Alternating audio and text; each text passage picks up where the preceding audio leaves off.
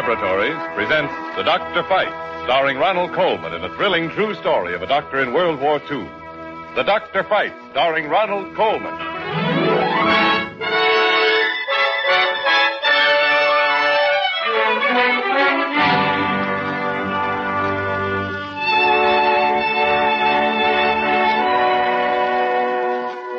The eternal providence has appointed me to watch over the life and death of all thy creatures.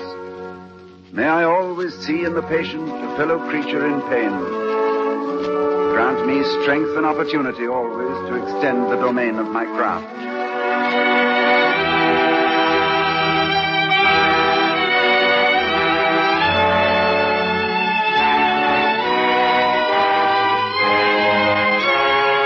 This is the prayer of every doctor. It is ages old, and yet today it is as new as the heroism of tomorrow's battle. This is a doctor at war.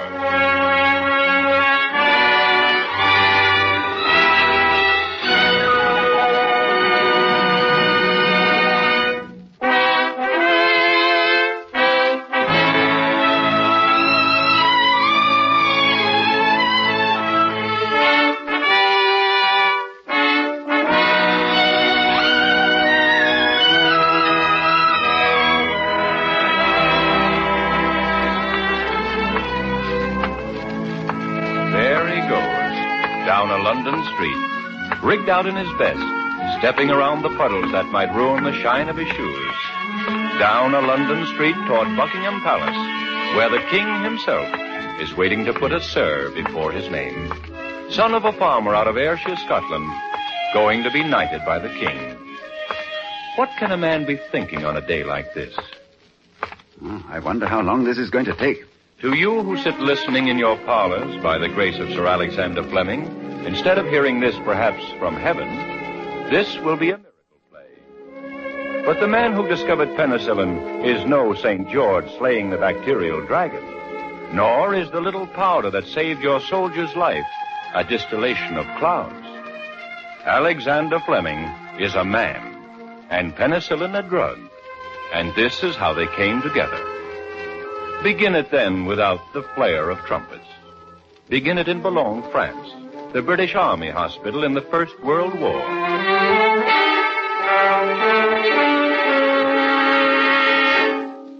They're bringing in 100 more. Fleming, do you hear me? Let them bring in 1,000 more, and then again 1,000. If they're festering wounds, they'll die here. Oh, I can't save them, sir. Let me go to a laboratory somewhere and try and figure this thing out. I'm no use here. Do the best you can. Well, we're doing precious little, and that's the truth of it. Perhaps stronger antiseptics. If an antiseptic is strong enough to kill the bugs, it always kills some of the white blood cells, too. And the man's resistance is lowered that much. And if it is too weak to kill the bugs, the man dies of the infection. Oh, there's no use fooling ourselves, sir. We've nothing that will clean up enough of these infected wounds. Here come the new ones. Do your best, Fleming.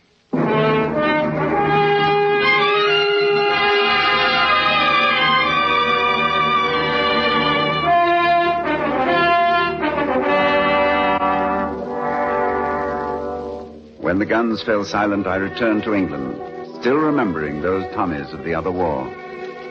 But the secrets of disease are locked with locks of iron, and they won't open till they're good and ready. I tried many paths to find a way, a chemical that would really clean a wound and not harm the flesh. And there was a day I thought I had it. Well, now, come on, Ellison, smell it. It's only an onion. Come on, Ellison. You've taken all my tears. I don't know if I have any more. Oh, now, just cry a little more. A few drops more. Come on, sniff it up now. There, that's it. Now, now you're crying. Let it come. That's fine. You know, Allison, you should have been on the stage. You cry so fluently.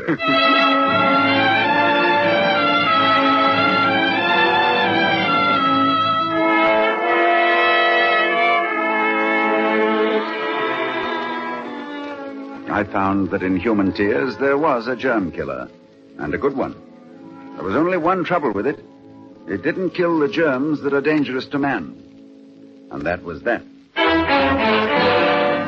He will not tell you more. Ask him what he did from 1922 to 1929, and he'll say... What do you mean, what I did? I worked. And in the evening, I came home and played a little chess and went to bed. In 1925, I won a golf match. The first in my life. And in 1927, had my house painted, top to bottom. And your wife? Encouragement? Inspiration? My wife is a good woman who keeps a good home. She hasn't the slightest interest in scientific matters, for which I can't blame her. But then, in 1928, in his laboratory at St. Mary's, the miracle happened. It was a beautiful day. He opened the window over his work table and... I did not open the window. It didn't have to be opened. Many molds float unseen in the air all over the time. And I find the term miracle objectionable. If it must be told, this is the way it happened. It was a beautiful day, and I don't remember if the window had been opened at all. The important fact, however, is what was lying in those Petri dishes. I had several dishes on the table. They were covered with staphylococci, which are the terms that cause blood poisoning, carbuncles, and many other human ills.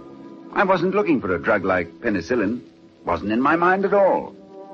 I was trying to discover a food which staphylococci would not thrive upon. Oh, it was rather a routine investigation. I picked up one of the dishes and held it up to the light. Oh, the devil. Allison, come here a minute. What's the trouble? Have you had these dishes open? These? Yeah. No, I haven't touched them since you left them. Well, this one's contaminated. A more beautiful culture of staph I'd never seen, and now something's got into it and it's ruined. Let's see it. Well, here, I'll hold it up to the light for you, you see? Huh? Notice that green stuff spreading out? Oh, yes. Well, throw it away. You know, I got into a lively game of backgammon last night. Well, you did? With whom? Williams. He's quick, all right. Asked for you, by the way. I say, how about coming over to the house tonight for some chess, you and I? Fleming, I say. What's got you? Well, here's a funny game. What? Well, this green stuff in the dish. It's just some sort of mold, I imagine. Probably blew in the window and contaminated the plate when you were... I know, but if you'll notice, Allison, the bacteria all around this mold look peculiar. Oh, here now, let me get this under the microscope.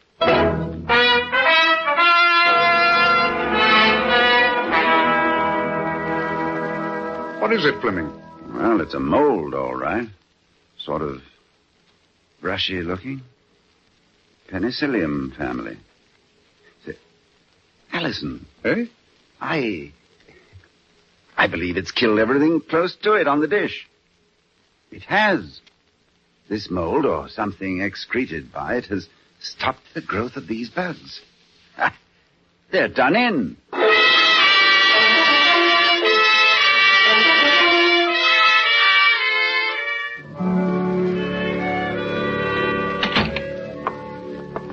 Who's that? Only I.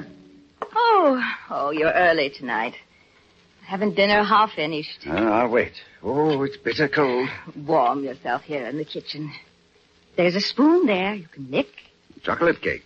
Ah, that's a good kind of cake. Good chocolate. What's been keeping you these nights? Oh, a little something. Is it finished now? Oh, no, but I've gone as far as I can with it for the time. What is it? New germ? No, a germ killer. Ah, that's nice. Does it work? Mm-hmm. Could you cure anything with it? Oh, I don't know. In the test tubes, it kills all sorts of things. Pneumococci, meningococci, gonococci, all sorts of things. Seems to have 2 or 3 times the power of carbolic acid in that respect. I suppose there'll be a fuss about it.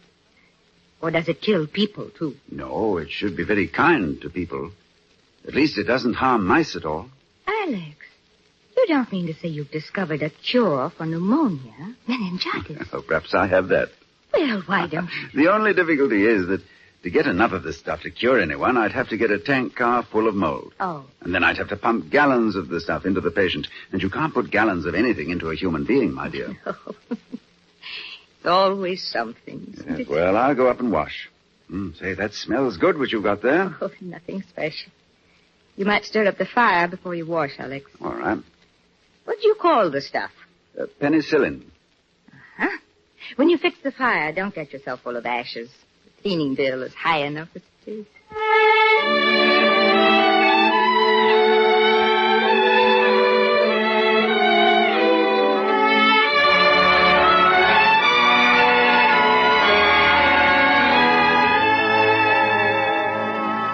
So the miracle was not a miracle at all, you see. As a matter of fact, for 10 years after I reported penicillin to the world, it was quite forgotten. Like many discoveries, the most astonishing boon in the history of mankind lay neglected by the medical profession. My good man, it was not a boon to mankind at that time. A little heat and it disappeared. It lost its potency when contaminated. It was as difficult to keep as the foam on a glass of beer. And to do a sick man any good at all, he needed tremendous quantities of it. In the whole world, there was barely enough penicillin to cover an exclamation point. Besides, no one really knew whether it would work on humans. Mice are not human, you know.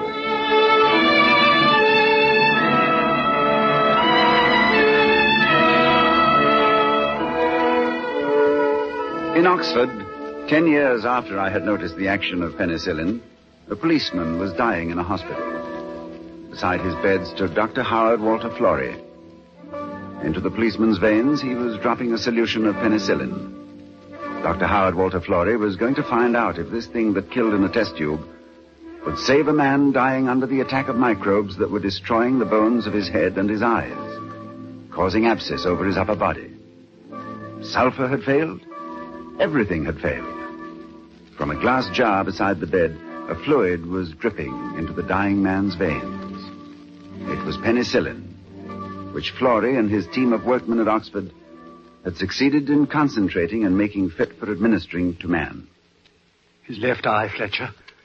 Doesn't it seem to you to be clearing? It does. How long do you intend to keep filling him with this stuff? Until he's well. Doesn't no harm at all, apparently. I say, this abscess seems better, doesn't it? Florey, I think it's working. It is. It must be. We'll save him. Mark me, we'll save this man.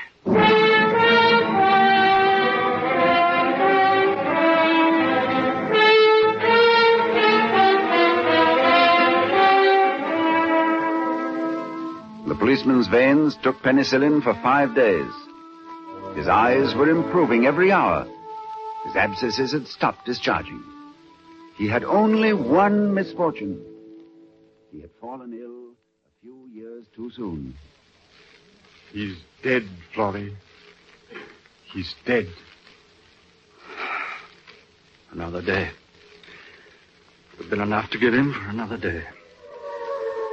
We'd better get down to the shelter, Florey. Looks like another smash from Jerry.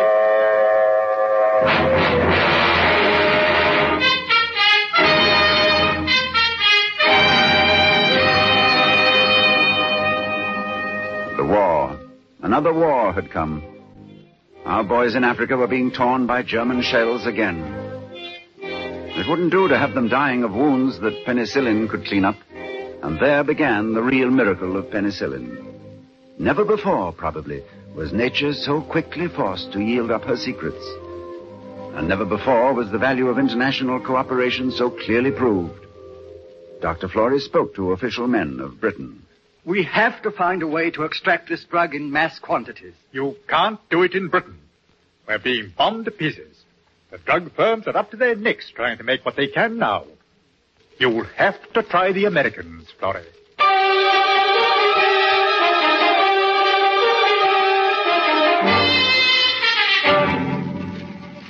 With dust of bombed London in his hair, a tablespoonful of penicillin in his pocket, penicillin derived from my original culture, Florey and his co-worker Heatley took off for America. 1 million lives, maybe more than that, hung on his success. 1 million lives in his pocket. And he knew it, Florey did. Exactly what are we going to ask them, Florey? Well, I don't know. I'll put it up to them. Here's the drug. I'll tell them how to make it. Well, who do we look up? I have an idea their agricultural department would be right for this. We'll go to Washington.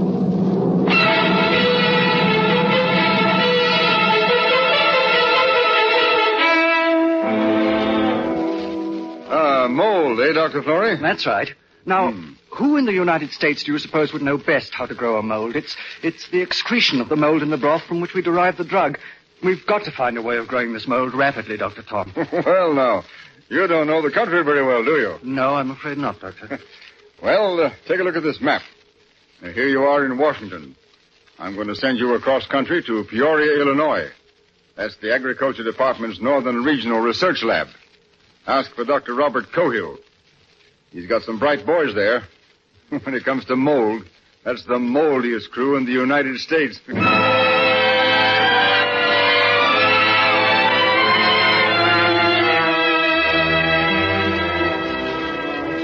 When Florey and Heatley flew west to Peoria, they flew over towns where young men were working and sleeping and laughing.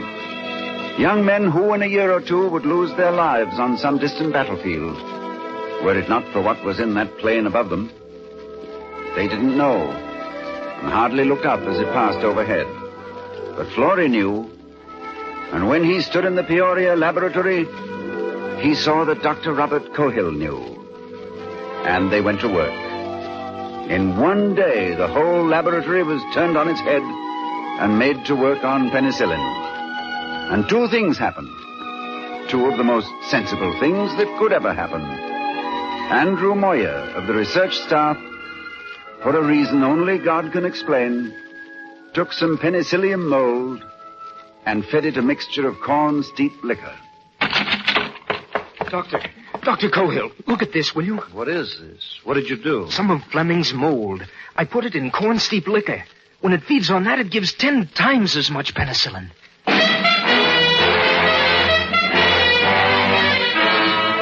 Well, that was one triumph for the Americans. And meanwhile, another man at Peoria was playing a new kind of long-distance game. Hello? Hello, Major? Yes, sir? What can I do for you? Well, this is Mr. Raper at the Agricultural Lab in Peoria. Yes, sir? I got your letter this morning. What's it all about? Well, here's the ticket. I'm trying to find a new strain of the penicillin mold that'll give us a larger yield. You see, the thing floats in the air, but originally it comes out of the soil. Now, what I'd like for you to do for me is this. Whenever any of your pilots go out to India or China or anywhere in the world, I'd appreciate it if they'd pick up a jar full of soil and bring it back with them. Soil? You mean any kind? That's right. You just tell them to take it from around the airport wherever they happen to land.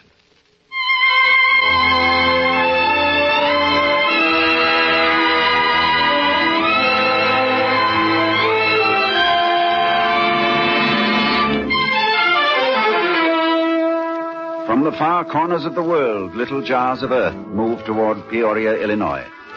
In North China, a pilot dug beneath the snow and filled his jar. In the baking sun of India, another scooped up some airport dust, and in Australia, with the wind blowing high. And it came to pass that a better strain of penicillin-producing mold was found.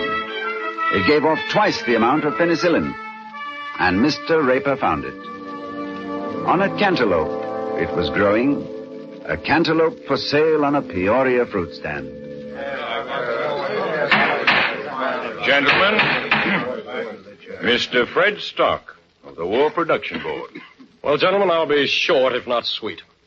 It takes about a second for me to say one word. And every time I say a word, somebody is dying. Somebody who might live if he had penicillin. The War Production Board has called you here to ask you to build factories to produce penicillin.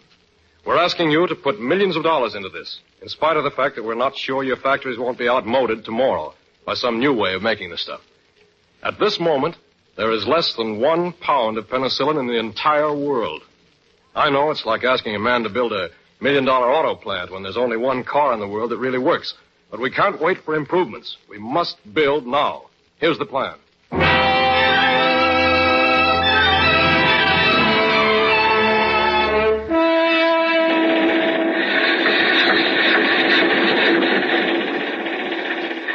It was something to see. One day there was marshland. Next, there were pipes rising from the mud. They worked by day, and at night the floodlights glistened on their sweat. The guns were booming all over the world, ripping men apart. And for these builders, time was covered with blood. Government with government, executives with laborers, and scientists with doctors, all together forcing nature open with the crowbar of their will. It should have taken 10 years to do what was done in 10 weeks. This is what happens when the life of man becomes the most important thing instead of the least. This is what happens when we live like brothers. The gigantic fermentation tanks crowded over the countryside, and in them, the penicillium mold, the little green fuzz, was growing, pouring out its juice. And the word spread. Penicillin was the word, and it spread like a continental fire.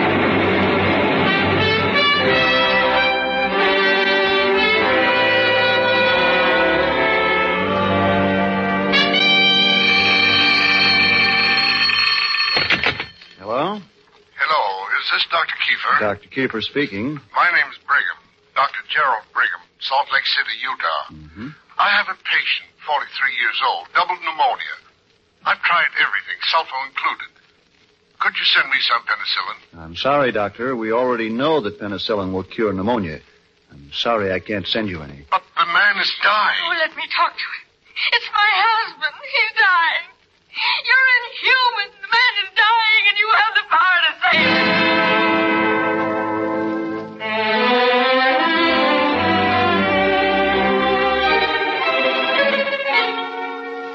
Chester Kiefer was not inhuman.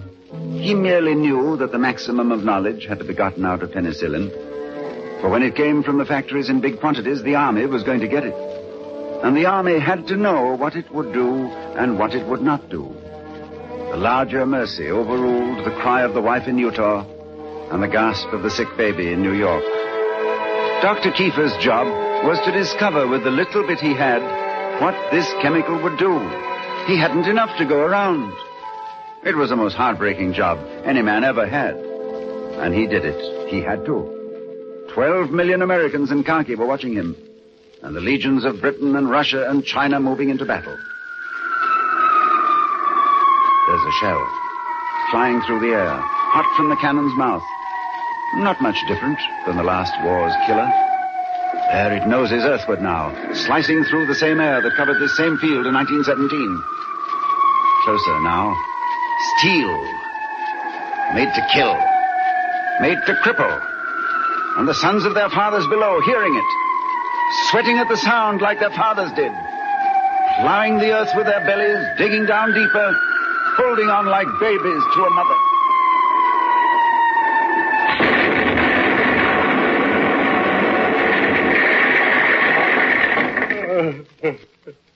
And he groans like his father did.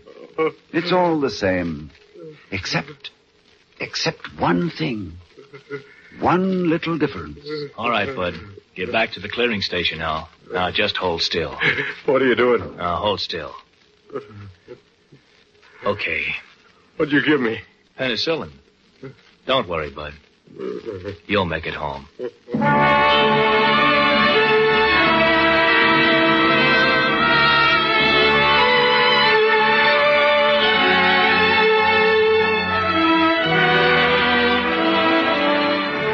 And he will make it home. And for many, that homecoming will be something of a miracle. But it was the working together of many men and nations that brought that miracle to pass. Penicillin is yours now. What we found belongs to you. May it save many lives. And may those whom it saves understand the moral of humanity in its rescue.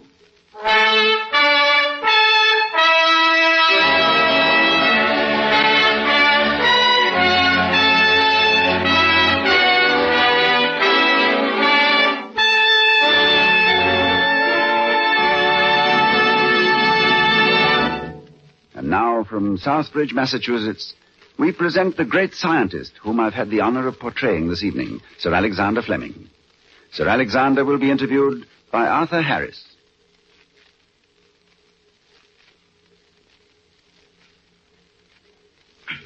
Sir Alexander, We feel signally fortunate to have you in this country at the time we presented the story of your discovery of penicillin.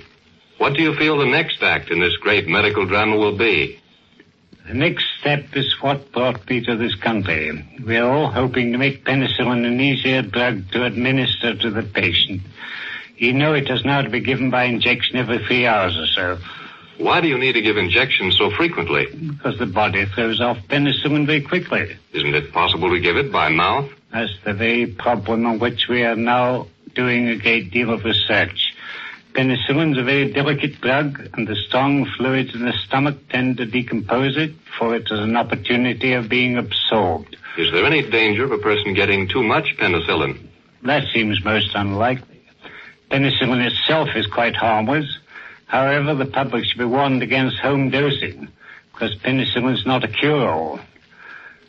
There are many very serious diseases upon which it has absolutely no effect, and it can only be used to the best advantage under the supervision of a physician. Do you feel that we're on the threshold of new discoveries about penicillin or molds in general?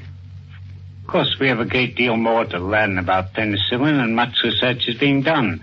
But I think it's likely we shall find things which may be even better, that will attack other microbes or even some of those which are immune to penicillin. And where will scientists look for such magic remedies? Oh, in all sorts of places. The earth and the garden, for instance. Our soil's alive with microbes which prey on other microbes. Someday, by accident or design, it's quite possible we may find one that works even better than those we now know. Well, penicillin itself is miraculous beyond belief. And I understand that with its help, some of mankind's most dreaded diseases may be wiped out. I don't like the word miraculous. We aren't given to believing in miracles, but some of our results have seemed a little short of that. And now the riddle of producing penicillin has been solved by the great accomplishment of the 22 American manufacturers now producing it in quantity. We can certainly expect to do much towards reducing the sum total of human suffering. Humanity will certainly never forget how much it owes you, Sir Alexander. Not only for the discovery of penicillin, but for opening up a whole new field of medical research. Tell me, what did you actually say that day back there in London when you first discovered the tiny green mold that was going to change the entire course of the treatment of disease? Now, what did I say?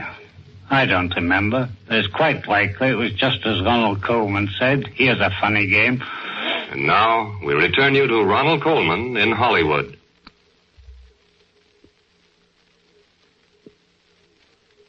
This is Ronald Coleman again, and I'd like to send my personal greetings, Sir Alexander, to so distinguished a fellow countryman. It has been an honor to appear on the same program with you.